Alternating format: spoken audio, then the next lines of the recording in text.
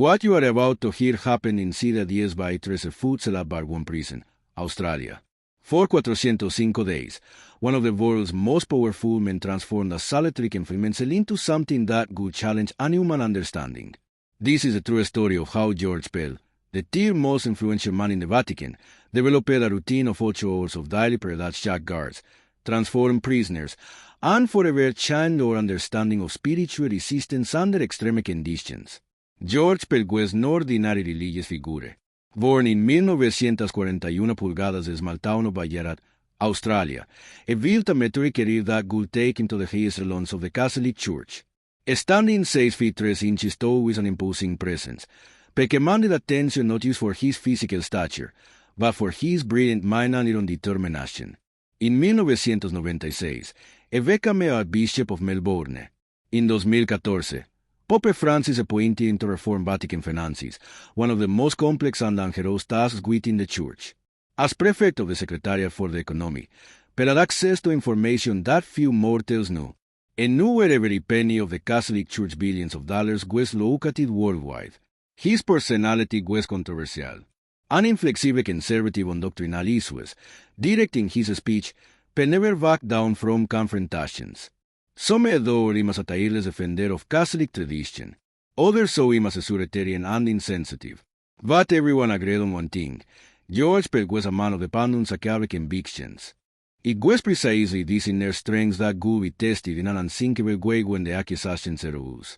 In 2017, Australian police issued an arrest warrant. The allegations were devastating. Sexual abuse against minor child boys at St. Patrick's Cathedral in Melbourne in the 1990s. Pell left Rome, abandoned his Vatican position, and returned to Australia to face justice. "It will clear my name," he declared to journalists. Few imagined that this journey would take him to the depths of one of the country's most severe prisons. The trial was one of the most watched in Australian judicial history. For months, the Catholic world observed with apprehension. The accusations were specific and shocking. Pell allegedly abused to 3 church boys in the sacristy of St. Patrick's Cathedral, right after a Sunday Mass in 1996. Later, he allegedly abused one of them again in a cathedral corridor. Pell vehemently denied all accusations. His lawyer presented evidence that it would be practically impossible to commit such acts at the alleged location and time. The defense argued that the sacristy was always busy after Masses, with priests, sacristans, and faithful constantly circulating. But the jury talked differently. In December 2018, George Pell was found guilty on 5 charges of child sexual abuse. The verdict was kept secret for months due to a pending second trial, but when it became public, the impact was devastating. The sentence came in March 2019, 6 years in prison, with eligibility for parole after 3 years and 8 months. For a man of almost 78 years, it was practically a civil death sentence. Barwon Prison, where Pell was sent, was known for housing Victoria's most dangerous criminals. Murderers, drug dealers, rapists, all would share the same space as the former Vatican finance prefect. For security reasons, Pell was placed in solitary confinement. A small cell, a bed, a toilet, a smaltable and a chair. This would be his new reality for the next 405 days. But what happened from the third day of prison defied any expectation. 5:30 in the morning. While the prisoner still slept in silence, George Pell was already on his knees in his cell. What happened from that moment impressed even the most skeptical guards. According to reports from staff and Pell himself, his prayer routine began before the dawn and extended for an incredible 8 hours daily. 8 hours. To put this in perspective, most people work 8 hours a day. Pell prayed for this entire team, every day, for more than a year. It wasn't a casual or scattered prayer. Pell structured a rigorous schedule that impressed even the most skeptical yales. He divided these 8 hours into specific blocks, from 5:30 to 7 de la mañana, contemplative prayer and silent meditation. Pell remained kneeling, most chendis, with eyes closed. Guards reported that sometimes he became so quiet they seemed to check if he was still conscious. From 7 to 8 de la mañana, recitation of the Rosary. Without physical beads, Pell used his fingers to count the Hail Marys. His voice was a constant murmur that echoed through the prison wing. From 8 to 10 de la mañana, biblical reading and reflection. per la richiesta da Bible breviarias. E reading a low voice, making mental notes, mimeizing entire passages. From 10 to 11 de la mañana, perhaps the most impressive aspect, before his accusers. Pell dedicated an entire hour praying specifically for the people who had accused him. Forgive them, for they know not what they do, and murmured repeatedly. Lunch briefly interrupted routine, but at 1 de la tarde it resumed. From 1 to 3 de la tarde, before the church and the pope. Pell interceded for problems and knew intimately. Abuse scandals, financial difficulties, internal divisions. From 3 to 5 de la tarde, before prisoners and prison staff. Pell mimized the names of dozens of guards and inmates, praying individually for each one. From 5 to 6 de la tarde, examination of conscience and prayer of gratitude. Even in prison, Pell found reasons to be thankful. What impressed most was not use the duration, but the intensity. Guards reported that Pell entered an almost mystical state. Tears streamed down his face during prayers. Sometimes his lips moved so rapidly they seemed to be speaking strange languages. One guard, who was scared not to be identified, said, "In 20 years working in prisons, you've never seen anything like it. That man transformed a prison cell into a chapel. The silence around his cell was different. Even the most violent prisoners lowered their voices when passing by. The routine was so rigorous that the guards themselves began setting their watches by Pell's per schedule. When we heard the rosary begging, we knew it was exactly 7 o'clock, another staff member recounted. But perhaps most shocking was how this routine affected Pell physically. At 78 years old, kneeling 4 hours on a concrete floor so that the vein tortuous. But prison doctors reported that his blood pressure normalized, his back pain decreased, and his mental disposition remained surprisingly stable. What no one expected was how Pell's prayer routine would begin to affect the entire prison. Barwon was not known for moments of spirituality. It was a brutal place where violence was daily and no was a rare commodity. But something extraordinary began to happen. Prisoners who had never shown religious interest began asking to speak with Pell. During his few recreation moments, a languid form of inmates wanting used a few minutes of his attention. Marcus, a drug dealer sentenced to 15 years, was one of the fears. He never believed in God, told Pell. But since you here, praying for us, something changed inside me. Marcus began walking early to pray too, even without really knowing how. The transformation wasn't limited to Catholic prisoners. Ahmed, a Muslim in prison for armed robbery, began intensifying his own prayers. If a Cardinal can maintain his fight in this place, he said, it can strengthen me too.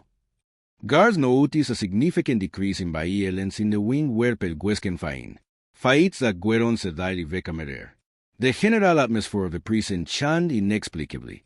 Sarah, a prison psychologist, observed, theoretically, Pell saw the event falling apart. A man of his age and social position, facing such serious accusations, isolated from family and friends. Varek was radiating a piece that positively contaminated the environment. Letters began arriving, thousands of them.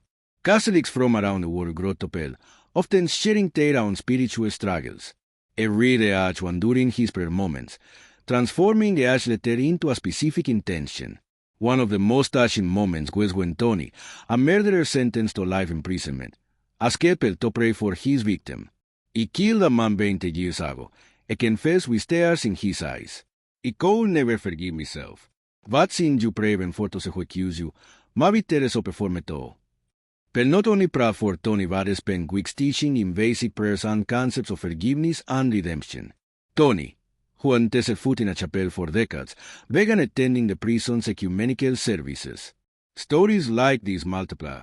Prisoners began seeking religious books in the prison library. Demand for spiritual materials increased 300% during the period Pell was there. In April 2020, after 405 days in prison, something extraordinary happened. Australia's Supreme Court decided to review George Pell's case. During all those months of prayer, his lawyers had continued working tirelessly. The decision came unanimously, 7 votes to 0 for overturning the conviction. The court determined there was reasonable doubt about Pell's guilt and that the original jury had not adequately considered the defense evidence. When the news reached the prison, Pell was, naturally, in prayer. The guard who informed him of the decision respectfully waited for him to finish his 3 p.m. prayer before delivering the news. Pell's reaction was surprising. There was no euphoria or celebration. He simply said, "Thanks be to God. Now I can continue serving the church and people who need prayer." Before leaving the prison, Pell made sure to personally say goodbye to each prisoner he had met. For many of them, he left small papers with handwritten prayers. For the guards, just a thank you for allowing me to find God in a deeper way. His exit from prison was discreet. No luxury car or entourage. Just a lawyer in a simple sedan. But the impact of his passage would remain forever. Months later, letters continued arriving, no longer for Cardinal Pell in prison, but for the prisoners he had left behind. Many continued the prayer routines he had inspired. The recidivism rate at Barwon Prison had an inexplicable drop the following year. The prison's religious assistance program was redesigned based on what staff called the Pell Protocol.